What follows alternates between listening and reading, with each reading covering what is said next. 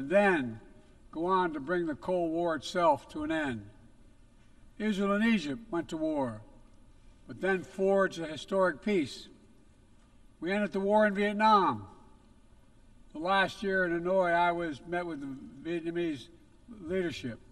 We elevated our partnership to the highest level. It's a testament to the resilience of the human spirit and the capacity for reconciliation.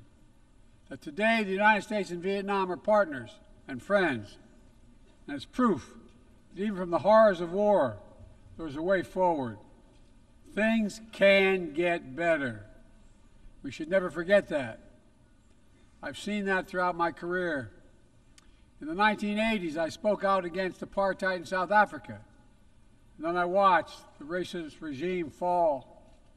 In the 1990s, I worked to hold Milosevic accountable for war crimes. He was held accountable. At home, I wrote and passed the Violence Against Women Act to end the scourge of violence against women and girls, not only in America, but across the world, as many of you have as well. But we have so much more to do, especially against rape and sexual violence as weapons of war and terror. We were attacked on 9/11 by al-Qaeda and Osama bin Laden. We brought him justice. Then I came to the presidency at another moment of crisis and uncertainty. I believed America had to look forward. New challenges, new threats, new opportunities were in front of us. We needed to put ourselves in a position to see the threats, to deal with the challenges, and to seize the opportunities as well. We need to end the era of war that began on 9/11. As Vice President to President Obama, he asked me to work to wind down the military operations in Iraq, and we did, painful as it was. When I came to office as president, Afghanistan had replaced Vietnam as America's longest war. I was determined to end it, and I did. It was a hard decision, but the right decision. 4 American presidents had faced that decision, but I was determined not to leave it to the 5th. It was a decision accompanied by tragedy. 13 brave Americans lost their lives, along with hundreds of Afghans in a suicide bomb. I think those lost lives, I think of them every day. I think of all the 2,461 U.S. military deaths over a long 20 years of that war. 20,744 American servicemen wounded in action. I think of their service, their sacrifice, and their heroism. I know other countries lost their own men and women fighting alongside us. We honor their sacrifices as well. To face the future, I was also determined to rebuild my country's alliances and partnerships to a level not previously seen. We did just that, from traditional treaty alliances to new partnerships like the Quad with the United States, Japan, Australia, and India.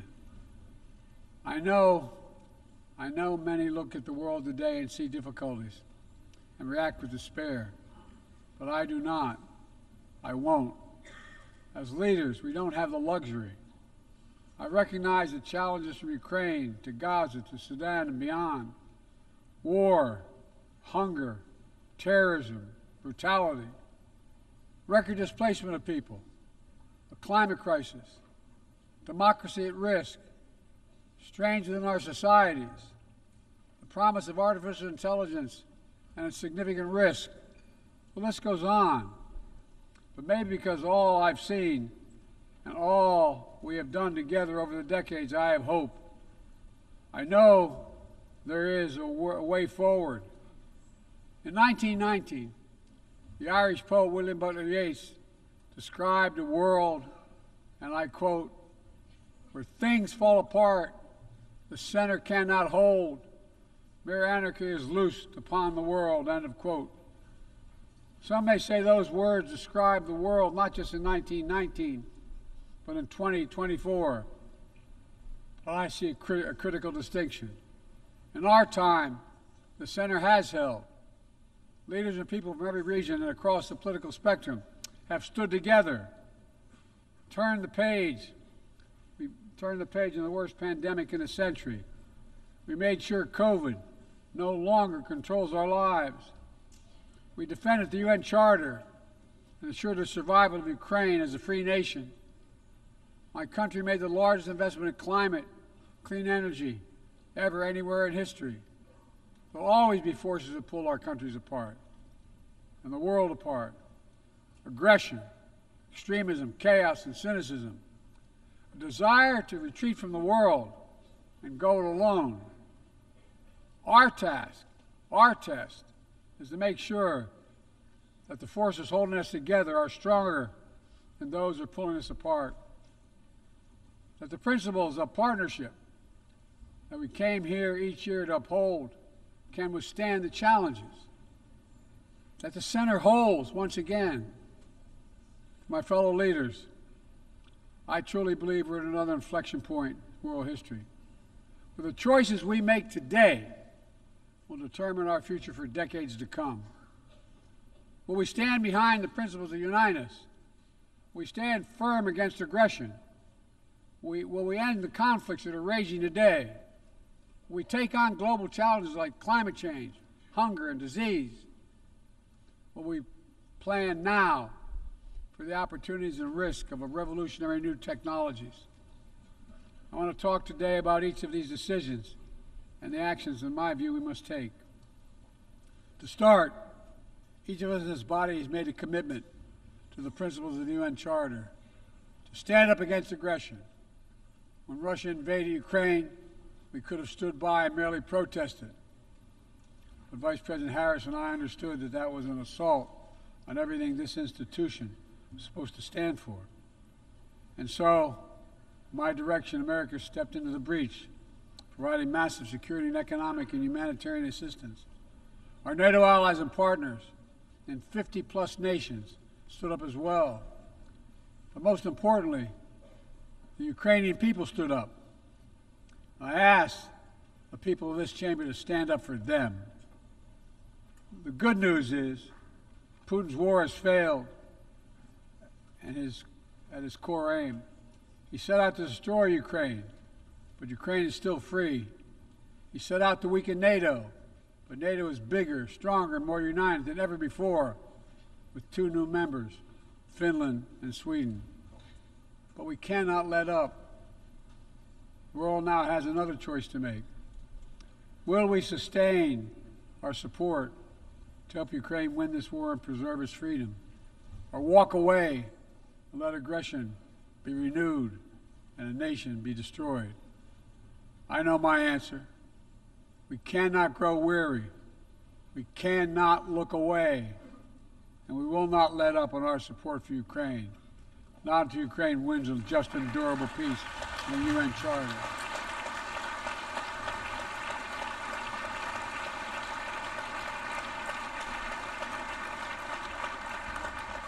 We also need to uphold our principles as we seek to responsibly manage the competition with China so it does not veer into conflict.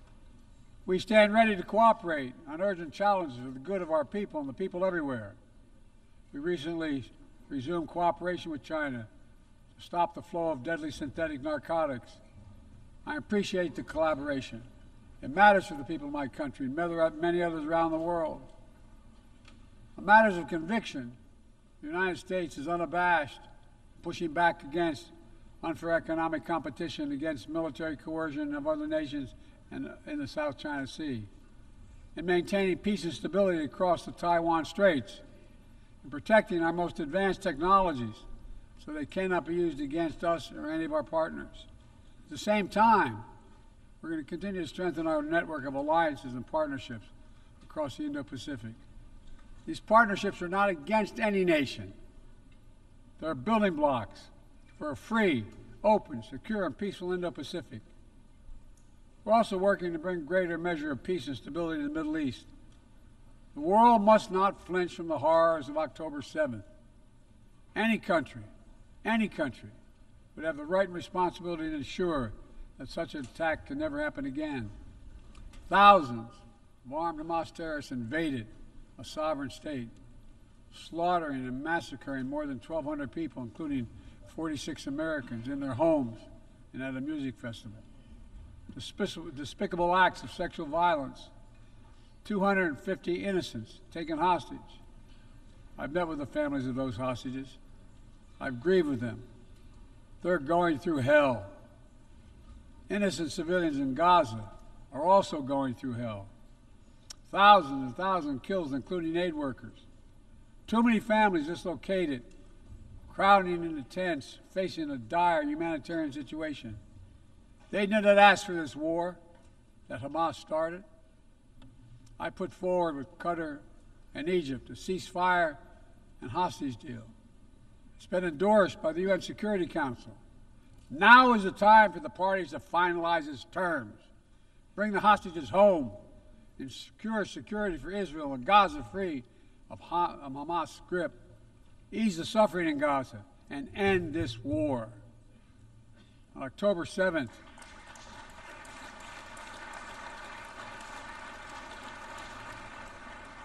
since October 7th, we've also been determined to prevent a wider war that engulfs the entire region. Hezbollah, unprovoked, joined the October 7th attack, launching rockets into Israel. Almost a year later, too many on each side of the Israeli-Lebanon border remain displaced. A full-scale war is not in anyone's interest. Even as the situation has escalated, a diplomatic solution is still possible. In fact, it remains the only path to lasting security to allow the residents from both countries to return to their homes and the border safely. And that's what we're working tirelessly to achieve. As we look ahead, we must also address the rise of violence against innocent Palestinians on the West Bank and set the conditions for a better future, including a two-state solution where the world, where Israel enjoys security and peace and full recognition and normalized relations with all its neighbors, where Palestinians live in security, dignity, and self-determination in a state of their own.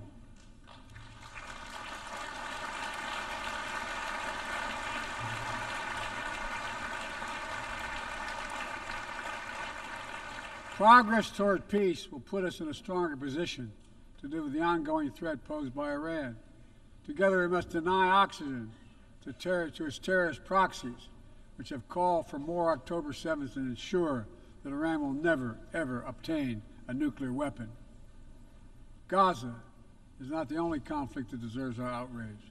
In Sudan, a bloody civil war unleashed one of the world's worst humanitarian crises. 8 million on the brink of famine. Hundreds of thousands already there. Atrocities in Darfur and elsewhere. The United States has led the world in providing humanitarian aid to Sudan. And with our partners, we've led diplomatic talks to try to silence the guns and avert a wider famine.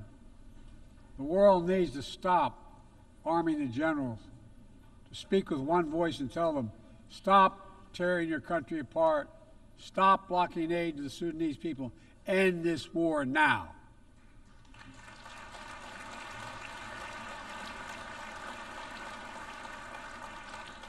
But people need more than the absence of war.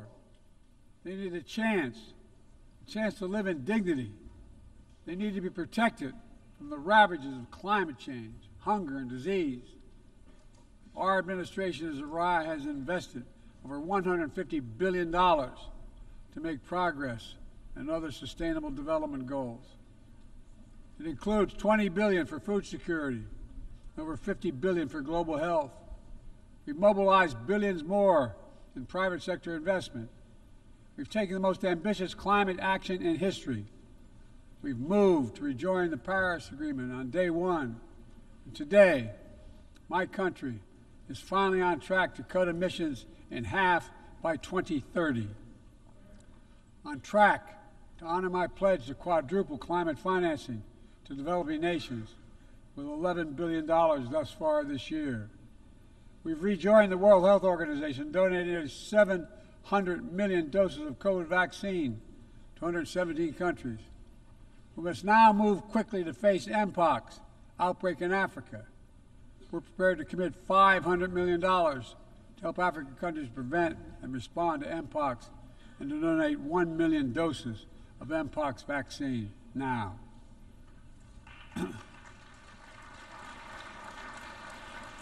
We call on our partners to match our pledge and make this a billion-dollar commitment to the people of Africa.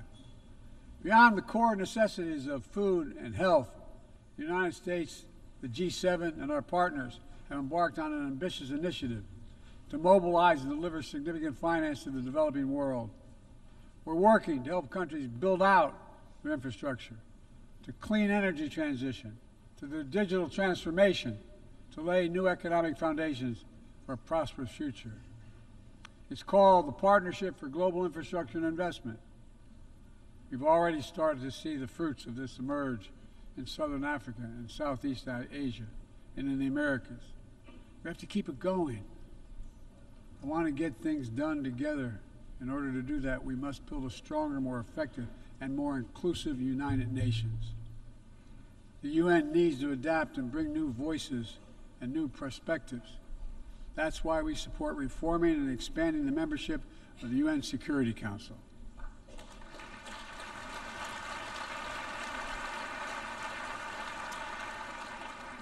My UN ambassador just laid out our detailed vision to reflect today's world, not yesterday's. It's time to move forward. The Security Council, like the UN itself, needs to go back to the job of making peace, of brokering deals to end wars and suffering.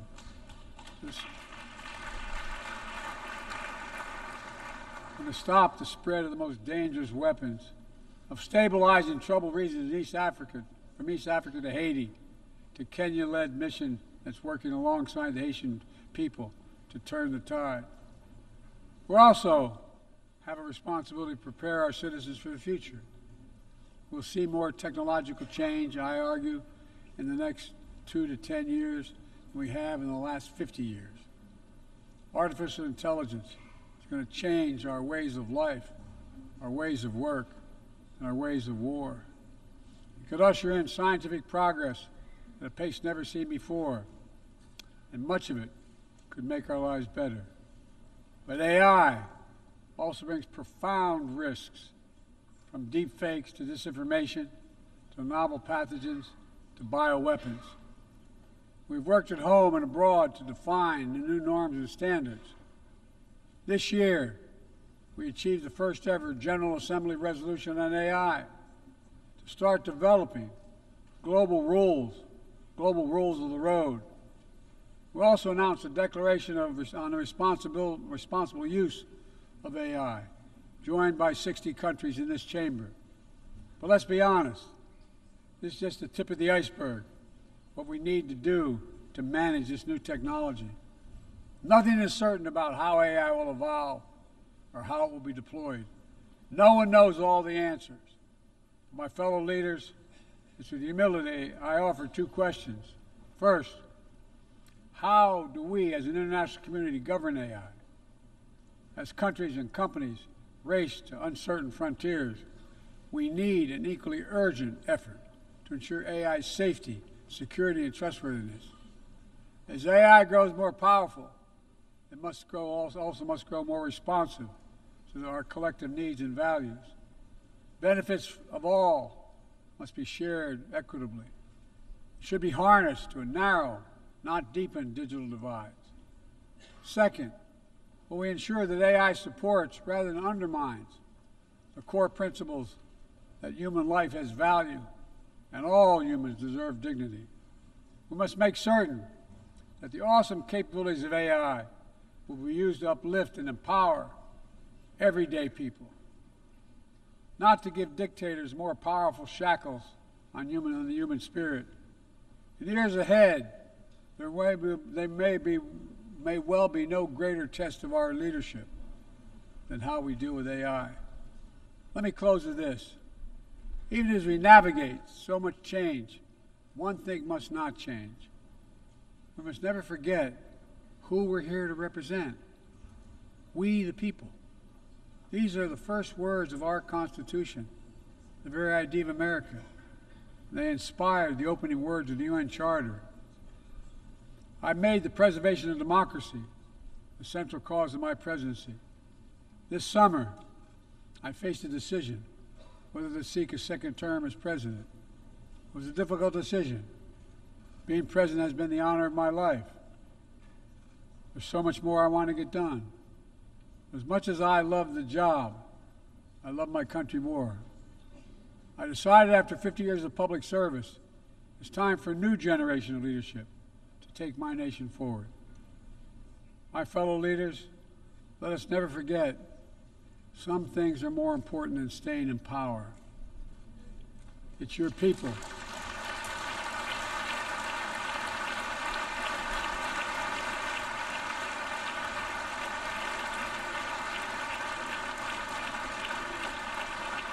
It's your people that matter the most. Never forget, we are here to serve the people, not the other way around. Because the future will be won by those who unleash the full potential of their people, to breathe free, to think freely, to innovate, to educate, to live and love openly without fear. That's the soul of democracy. It does not belong to any one country. I've seen it all around the world, in the brave men and women who ended apartheid, brought down the Berlin Wall, fight today for freedom and justice and dignity. We saw it, that universal yearning for rights and freedom in Venezuela, where millions cast their vote for change that hadn't been recognized. But it can't be denied. The world knows the truth. We saw in Uganda, LGBT activists demanding safety and recognition of their common humanity. We've seen citizens across the world peacefully choosing their future, from Ghana to India to South Korea, nations representing 1/4 of humanity who will hold elections this year alone. It's remarkable, the power of we the people, that makes me more optimistic about the future than I've ever been. Since I was first elected to the United States Senate in 1972, every age faces its challenges. I saw it as a young man. I see it today. But we are stronger than we think. We're stronger together than alone. And what the people call impossible is just an illusion. Nelson Mandela taught us, and I quote, "It always seems impossible until it's done. It always seems impossible until it's done." My fellow leaders, there is nothing that's beyond our capacity if we work together. Let's work together. God bless you all, and may God protect all those who seek peace. Thank you.